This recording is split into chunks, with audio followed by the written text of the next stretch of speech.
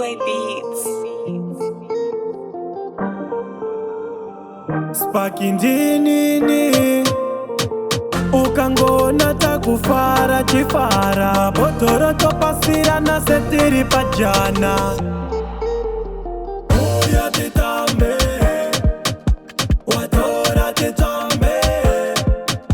madira tivange dira rizare anegengesha nemukombe zvakangofanana chikurukuta kwa betsi asiyekona kutipa zvatakarangana zvataita kuno ndezvekuno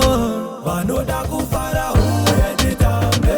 yasvika nguva yekufara tifarawo ukandiguma watora titambe mari iripo mupeta uripo papo vanoda kufara uye titambe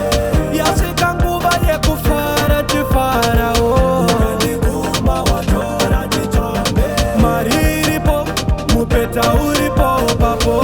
ana sekuru vari kuchakwara vari kumwa chikurura mapachi chimbondisiya zvave kubhadhara haikona kutambo chikurura wachi ngoma iri kurira zvemandiriri kubaya sechipikiri chipiki chiri kutinhira mudumbu mangu sezvinonzi tiri mandirini anko blitsi nemhiripiri yegochigochi pasi pesiti vanoti manifest zvoita manifest medicine chaiyo vanodzikisa nebrest chitora takitep osungirira paje anonzi mari cruz mungaona mamiracle vanoda kufara uye titambe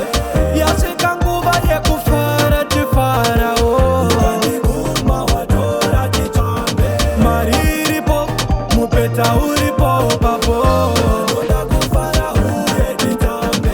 yasvika nguva yekufara tifarawo ukandiguma watora titambe mari iripo mupeta uripo papo varuzeva vari kupumbuka utsi papisa vadhakwa nekangopisa vamwe ofisa kusiya mafanza chitambisa njema kuta kwaperera maikani ndachema swedera pedyo uya titambe ukandiguma watora titambe